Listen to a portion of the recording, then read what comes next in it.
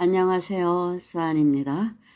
오늘은 큰 스님의 천적, 천진불 거사님에 대한 이야기입니다. 제가 선방에서 공부할 때 만났던 젊은 거사님인데 아주 귀엽고 재밌는 거사님이었습니다.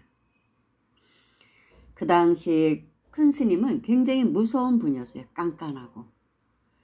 그래서 우리는 모두 좀 어려워했습니다. 큰 스님에게 어떤 질문을 하는 것도 굉장히 조심해 가면서 했었습니다.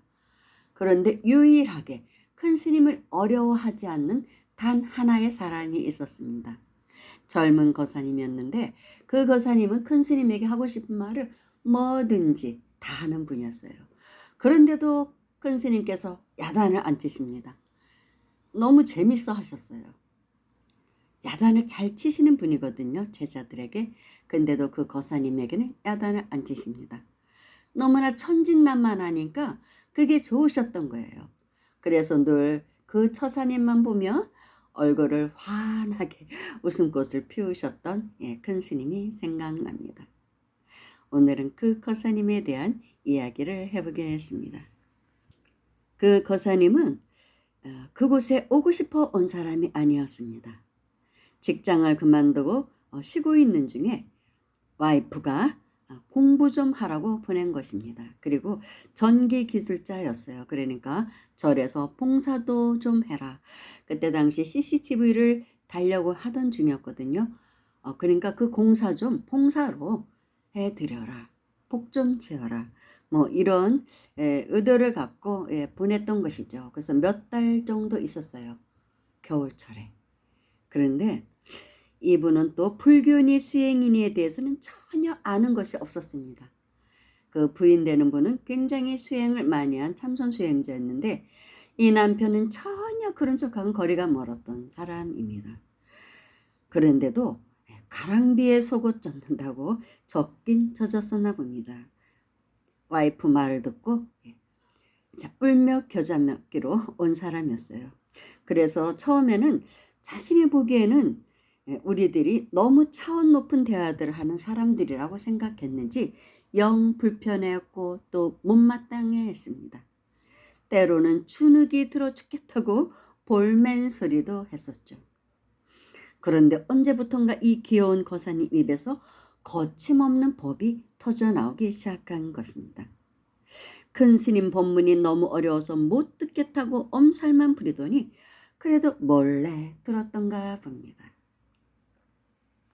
가끔씩 큰 스님이 하신 법문을 기억해내고는 그 법문을 큰 스님에게 써먹는 당돌함을 보이기 시작했습니다.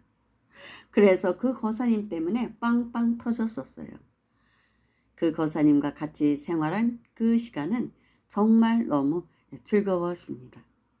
스님께서 하루는 차담 시간에 앞으로 할 일을 이렇게 설계하시면서 저희들에게 말씀하시면서 조금은 머리가 아프신 표정을 지으셨습니다.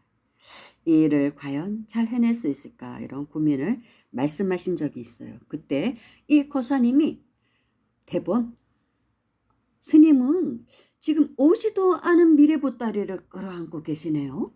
이러는 거예요. 너무나 당돌하게 우리가 깜짝 놀랐죠.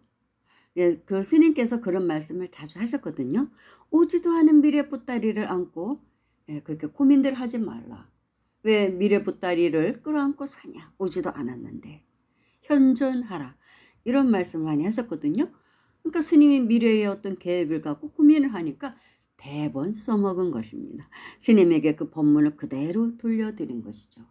참 당돌하더라고요.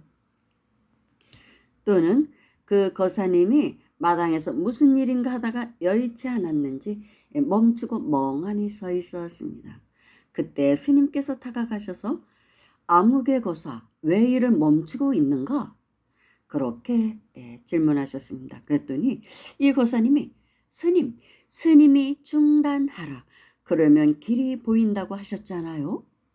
또 이렇게 응수하는 것입니다. 얼마나 재밌습니까?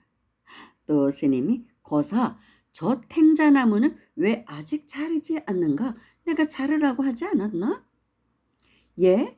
스님이 언제 그럴 시간이나 주셨나요? 일을 너무 많이 시키시니 도무지 짬이 있어야지요. 허허, 이 사람이 아직도 공부가 덜 됐구만. 핑계를 대니까 이제 못마땅하셨던 것이죠. 그랬더니 이 거사님이 대답하시기를, 스님, 저는 공부 안 하는데요. 죽어라고 일만 하고 있는데요. 또 이러는 거예요. 그래, 얼마나 재밌습니까?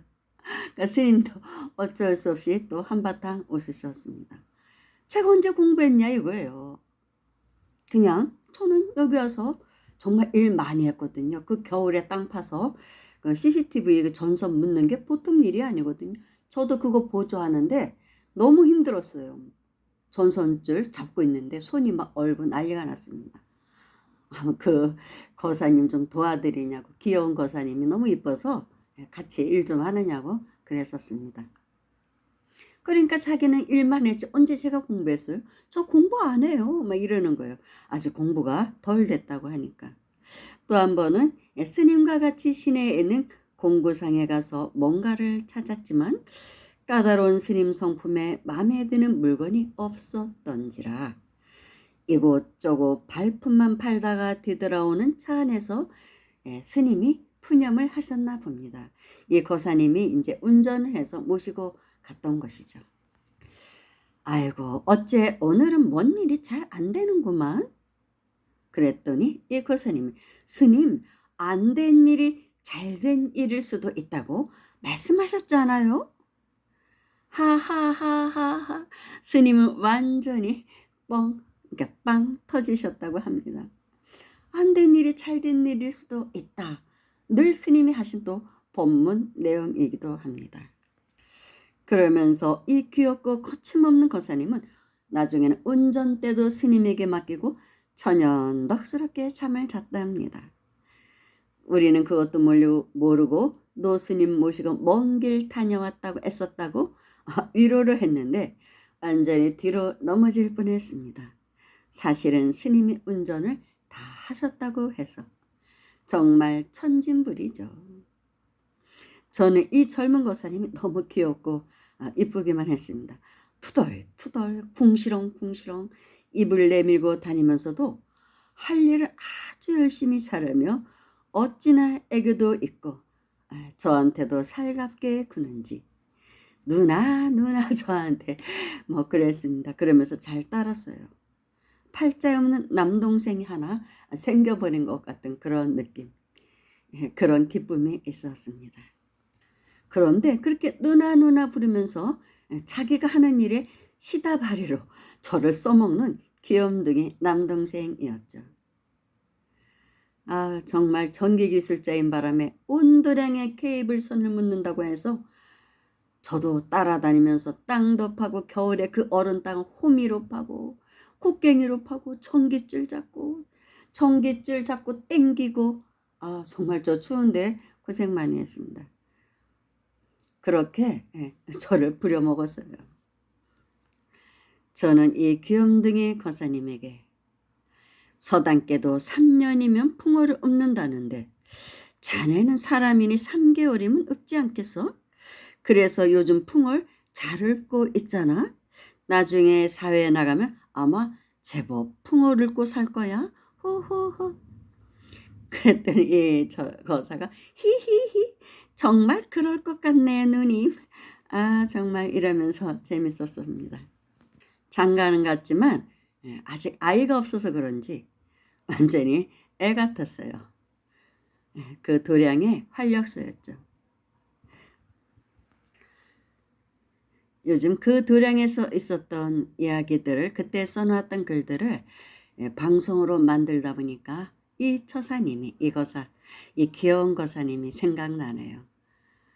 정말 재밌는 거사님이었습니다.